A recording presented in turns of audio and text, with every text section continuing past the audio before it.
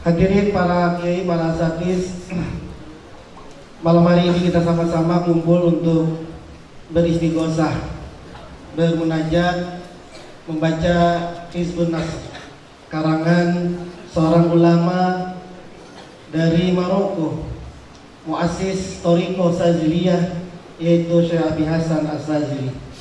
Beliau adalah Syekh Abil Hasan Ali bin Abdullah Abdul Jabbar bin Tamim bin Hurmuz bin Hatim bin Qusay bin Yusuf bin Yusa bin Warad bin Battal bin Ahmad bin Isa bin Muhammad bin Ahmad bin Muhammad bin Sayyidina Hasan binti Sayyidatina Fatimah Az-Zahra binti Sayyidina Rasulullah Muhammad sallallahu alaihi wasallam. Beliau lahir di Gumaroh.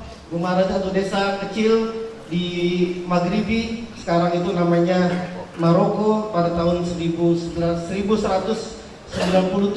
Masehi, dan wafat di Mesir. Makamnya saat ini ada di Mesir. Wafat beliau pada tahun 1258 Masehi. Beliau seorang ulama sufi yang juga kaya raya, muassis Thariqah Saziliyah. Thariqah Saziliyah ini satu thariqah yang dianggap juga sebagai muktabaroh. Salah satunya juga ada dari Thariqah Qadiriyah Naqsabandiyah yang juga berkembang pesat di Indonesia, dan Thariqah Saziliyah ini juga sangat berkembang pesat di Indonesia. Itu pendirinya adalah Syekh Abi Hasan As-Sazili. Kita kenal beliau juga seorang yang kaya raya, yang suatu ketika ada cerita saat beliau punya harta banyak, temannya ini kemudian bilang sama gurunya, ngadu, "Guru, itu Abi Hasan kaya raya, masa Sufi punya mobil Alphard, masa Sufi punya mobil Innova, masa Sufi bajunya cakep-cakep, Sufi itu harus yang jelek-jelek, kagak punya apa-apa," gitu ya. Tapi itu Abi Hasan As-Sazili itu kok begitu kaya raya, gitu. Maka kemudian kata gurunya, "Sudah, kamu datang sana ke Abi Hasan, coba lihat sendiri." Diantarlah kemudian sama satu muridnya. Lalu kemudian masuk satu muridnya ini ke istana yang sangat megah, muter-muter kemudian capek. Lalu ada seorang yang menaiki kuda delman, lalu nawarin, "Pak, mau kemana?" "Ini mau melihat istananya Abi Hasan As-Sazili." "Udah, belum." "Kenapa?" "Capek, Monas itu masih 5 kali Monasnya keliling." Katanya tukang kasda delman itu, "Mau nggak saya kasih, saya bantu muter-muter?" "Mau, tapi saya nggak punya uang." "Nggak apa-apa, gratis, tapi satu syaratnya." Ya, ahlan wa sahlan Ketua NU Jakarta Selatan Kiai Haji Abdul Razak Alwi, hadirin tengah-tengah kita semua. "Boleh," katanya, "boleh, tapi satu syaratnya." "Apa syaratnya?" Katanya yang tukang kalau supirnya delman itu apa namanya? Kusir, iya. Ya, kata kusirnya begini, "Saya anterin kamu keliling-keliling, tapi syaratnya satu. Ini gelas saya penuhin air. Kalau setetes saja gelas ini tuh air ini tumpah, maka kau bayar." "Kau bayar." "Oke, setuju." Maka kemudian kalian mindat ya sambil memegang gelas. Lalu sudah selesai, kata kusirnya, udah sampai nih. "Gimana, cakep nggak istananya?" "Buru-buru cakep melihat." "Kenapa?" "Saya mikirin air yang ada di dalam gelas ini, kalau tumpah sedikit bayar saya." Terus katanya, "Kamu sama air aja sampai seperti itu. Kau tahu siapa saya?" "Saya adalah Abi Hasan As-Sazili. Dunia hanya ada di tangannya, tidak ada sampai di dalam hatinya." Kata Tuan Syekh Abdul Qadir, "Do'id dunia fi yadika au jaybika wala tadau fi qalbik." Taruh duniamu itu cuma ada di tangan atau di sakumu, jangan kamu taruh di dalam hatimu. Nah, Syekh Abi Hasan As-Sazili ini banyak menyusun wirid-wirid yang kemudian kita kenal dengan nama hizib, meskipun banyak wirid yang lain tidak dinamakan hizib. Ada yang namanya Hizbul Fatah, ada yang namanya Hizbul Bahar. Siapa yang mau jalan di atas air, silakan memperbanyak baca Hizbul Bahar. Baca sekali, jalan. Masih cukur, baca lagi. Masih cukur juga, naik perahu, baca. Insya Allah nggak cukur. Dan yang akan kita baca pada malam hari ini dan akan kita menerima ijazahnya adalah Hizbun Nasr. Aslinya hizib ini namanya Hizbus Saif.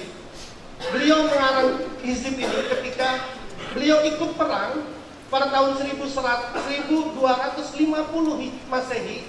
Saat itu beliau bersama pasukan Islam perang melawan Raja Louis yang ke-9 di Perancis.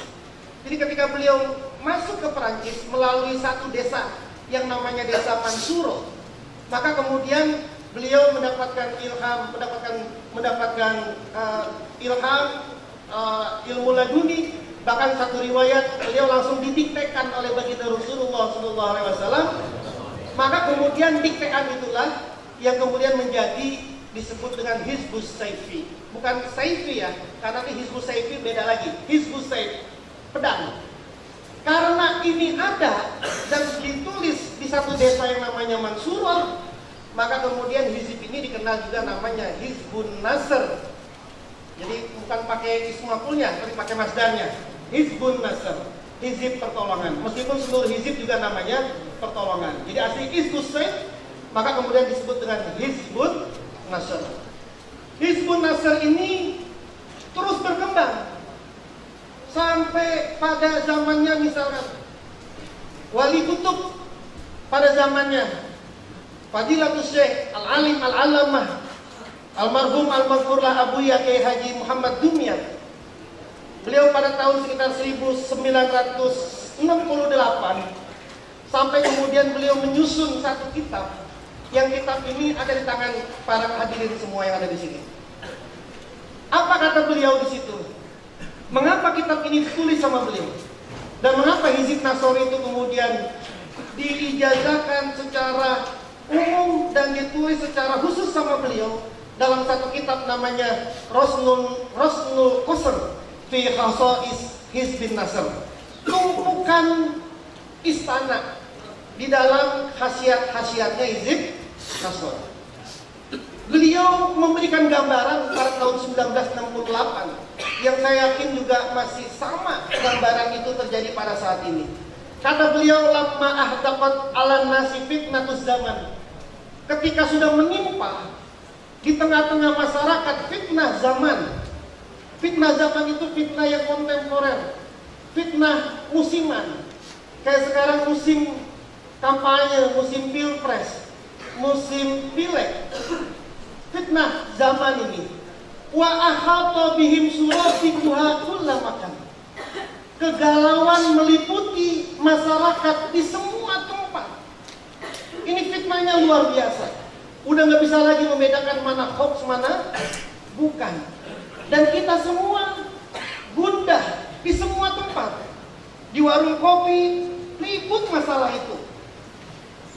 Di mana lagi? Di rumah ribut, di WA ribut, di Facebook ribut. Kegaduhan ada di Facebook, kegaduhan ada di WA, kegaduhan ada di rumah kita. Ngaji kita ribut lagi di pengajian. Mau maulid kita ribut lagi di maulid. Gantung pula makan di semua tempat. Wa iyastagisu yughasu bima'in kal mukhli wal qatran.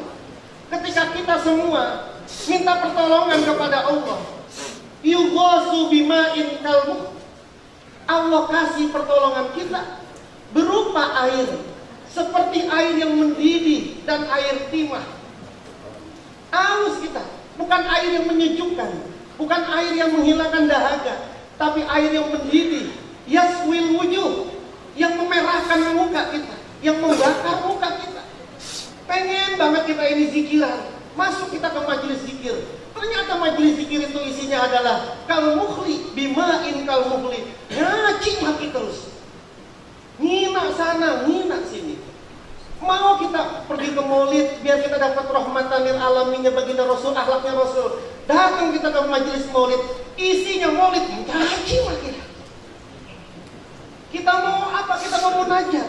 Mau munajat, bener-bener mau munajat. Di tengah-tengah munajat ada aja omongan-omongan yang ahlul makkiyin. Kalau kata Kiai Ma'ruf itu ahlul makkiyin. Ahlul makki itu bukan ahli Mekah, tapi ahli maki-maki. Jadi kita ini mau istighosah, tapi mau minta pertolongan sama Allah. Tapi yang dikasih sama Allah adalah Ma'in kalmuhli wal qatran. Air yang sangat mendidih sekali. Yang pulang kita dari majelis itu bukan menjernihkan hati kita dan pikiran kita, tapi pulang dari majelis itu membakar nafsu kita. Maunya perang saja. Sana sini perang, sana sini perang. Yang wujud yang membakar muka kita. Fakul yattabihuna fil ardi hirat. Semua orang bingung. Sudah bingung. Ini nggak bisa bedain mana yang benar, mana yang salah. Sudah bingung sama sekali. Wa gharaku fi bahrin lujiyyin. Dan mereka tenggelam di lautan yang sangat dalam sekali. Ini tenggelam, bukan menyelam. Kalau tenggelam, Kiai Haji Muhammad Soleh, Katib PCNU Jakarta Selatan, Harapan Salam. Kalau menyelam punya persiapan menyelam. Kalau menyelam orang punya persiapan untuk menyelam. Ini tenggelam. Tenggelamnya fi bahrin lujiyyin, di satu lautan yang sangat dalam sekali. Bukan cuma dalam saja, yaghshahu maujun min fawqihi maujun fi fawqihi. Diombang-ambing dia, digulung dia sama ombak. Dia mau muncul, dihantam lagi sama ombak. Dia mau muncul lagi, dihantam lagi sama ombak. Min fawqihi sahabun. Di atasnya dia mulai muncul di mukanya ke atas, tapi ternyata langit hitam, tertutup dengan awan. Nggak bisa lagi dia bedakan mana yang baik, mana yang buruk, mana yang barat, mana yang utara, mana yang timur, mana yang selatan. Nggak bisa lagi, karena ketika dia muncul ke dalam lautan, ke atas permukaan laut, maka ada awan yang menyelimuti dia. Nggak bisa lagi sudah. Mau kemana? Mau ke sono tektok, mau ke sini tektok. Semua ini dalam keadaan bingung. Inilah yang kemudian ditawarkan oleh Abuya Dumyati, membaca Hizbun Nasr. Karena Hizbun Nasr itu punya dua unsur, ilman wa amalan. Dia ada ilmunya dan dia juga ada amalnya. Fa'asa ulaika ayyakunu minal muhtadina bil irfan. Maka mudah-mudahan mereka semua, kita semua yang hadir di sini, minal muhtadin, termasuk orang-orang yang diberikan petunjuk oleh Allah Subhanahu wa taala. Diberikan petunjuk bil irfan, dengan irfan, bukan bil ilmi. Ilmu adalah pengetahuan yang sifatnya basariyah, sifatnya mata, sifatnya zahir. Irfan adalah ilmu yang berdasarkan dengan hakikat. Ilmu ghaib, alimul ghaibi wasyahadah. Karena siapapun orang yang terjebak dalam formalitas zahiriyah, maka dia akan tertipu. Dan sekarang orang tertipu, nggak pernah tahu ada kecanggihan teknologi, lalu kemudian diedit fotonya, di-share, lalu kemudian percaya itu. Abah Kiai Ma'ruf belum lama pakai baju jas, pakai baju koko, pakai sorban, pakai peci. Tiba-tiba berubah bajunya jadi baju Sinterklas. Emak-emak yang nggak tahu menahu teknologi, engkong-engkong, bapak-bapak yang nggak tahu teknologi, dianggap Kiai Ma'ruf pakai baju Sinterklas. Itu sudah tidak beda, karena yang ditahu cuma ilmu. Kiai Ma'ruf itu pernah dibilang begini, Kiai besar kok salaman sama perempuan cipika-cipiki. Itu kemudian di-share kemana-mana. Kiai besar salaman sama perempuan itu bukan cuma cuma pakai tangan, tapi cium kiri, cium kanan. Lalu kata Abah, mana fotonya? Ini videonya Abah. Kata Abah, ini kan istri saya. Istri saya mau cipika-cipiki, mau bagaimana, terserah saya. Tapi masyarakat kita kalau cuma pakai ilmu, tidak pakai irfan.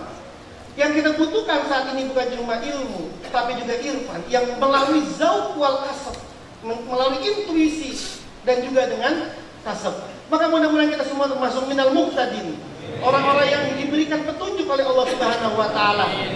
Dan tidak ada yang kebetulan kalau yang hadir tengah-tengah kita pada malam hari ini adalah Abuya Muhtadin. Isi mufrad dari muhtadin. Mufradnya adalah muhtadin. Yang di samping beliau adalah sudah itu Pak. Tepuk tangan buat kita semua. Allahumma shalli ala sayyidina Muhammad. Maka kemudian alhamdulillah malam hari ini kita sama-sama membaca, karena Hizib Nasr ini adalah hizib yang sangat punya andil besar dalam perjuangan NKRI. Dulu belum ada senjata yang canggih, belum ada TNI yang kuat. Maka kiai-kiai, para ulama-ulama, apa senjatanya? Senjatanya adalah Hizbun Nasr. Ini senjatanya. Tahun 89, saat saya masih di Tebu Ireng, Itu umur saya dulu masih kelas 6 SD, kelas 1 SMP. Maka ada keributan yang luar biasa di Jombang itu. Ada seorang yang non muslim yang membakar Quran. Lalu kemudian kita di Tubuh Ireng itu oleh Kiai Sobari Al-Maghfurlah di Tubuh Ireng itu baca hizib nasor malam. Pakai kerikil kecil, pakai air. Besok paginya disamperin rumahnya. Airnya disiramin ke rumahnya, batunya disentil begini nih. Terus maka batu itu menjadi api, air itu menjadi bensin. Belum ada senjata dulu itu. Di zaman-zaman ulama-ulama dulu, senjatanya adalah Hizbun Nasr. Alhamdulillah, malam hari ini kita insya Allah akan segera mendapatkan pertolongan oleh Allah Subhanahu wa Ta'ala melalui istighosah dan kalimat tahlil, sekaligus juga Hizbun Nasr, dan sekaligus juga ijazah kitab Husnul Hisni, sekaligus ijazah Hizib Nasrnya oleh yang mulia Fadilatul Syekh Abuya Kiai Haji Ahmad Muqtadi. Setidaknya pulang dari sini kita semua sudah menelurkan, melahirkan, menciptakan malaikat-malaikat untuk kita semua. Karena kata baginda Nabi, man nazara wajhal alimi nazratan. Siapa orang memandang wajah seorang alim, satu pandangan saja, satu pandangan, satu kedipan, fafariha biha. Gembira kita semua melihat Abuya Muqtadi di sini. Gembira. Apa yang Allah janjikan kepada kita? Khalaqallahu biha malakan. Allah akan ciptakan sebab pandangan kita itu satu malaikat. Yastaghfirullahu yauma ila yaumil kiamah. Yang nanti malaikat itu akan mintakan ampun kepada kita sampai kapan? Ila yaumil kiamah. Jadi ngelihatnya Abuya jangan sekali begini. Melihat kedip, melihat lagi, kedip, melihat lagi. Setidaknya pulang dari sini kita mengantongi 25 malaikat yang akan berdoa kepada kita semua ila yaumil kiamah. Maka mari sama-sama kita mohonkan kepada Allah Subhanahu wa Ta'ala. Kita tidak membenci siapa-siapa. Kita hanya mohon pertolongan kepada Allah untuk siapapun yang ingin mengacaukan agama dan negara, yang ingin mengacaukan agama, wabil khusus agama Islam Ahli Sunnah wal Jamaah ala thariqatin Nahdlatul Ulama, atau orang-orang yang pihak-pihak ingin mengacaukan negara kesatuan Republik Indonesia. Allahumma baddid samlakum. Ya Allah, hancurkan perkumpulan mereka. Allahumma farriq jam'ahum. Ya Allah, cerai-beraikan perkumpulan mereka. Allahumma qallil adadakum. Ya Allah, sedikitkanlah bilangan mereka. Allahumma full haddahum. Ya Allah, tumpulkanlah ketajaman mereka agar kita ini wala Allahumma la tumakkinil a'da'a fina, agar kita ini tidak dikuasai, agar mereka itu tidak mempunyai kekuatan kita. Wala tusallithum alaina bizunubina, dan jangan sampai gara-gara dosa kita kemudian dikuasai oleh orang-orang yang akan merusak agama dan negara. Hadirin sekalian, kita hendapkan hati kita semua, kita tenangkan pikiran kita semua. 1 jam ke depan insyaallah kita akan sama-sama mi'raj sampai kepada baginda Rasulullah, sampai kepada Allah Subhanahu wa Ta'ala. Mohon kita kepada Allah akan dipimpin langsung, imami langsung oleh Fadilatul Syekh Abuya Muqtadi, dan nanti akan dibantu oleh para murid-murid yang lainnya. Allahumma sholli ala Sayyidina Muhammad.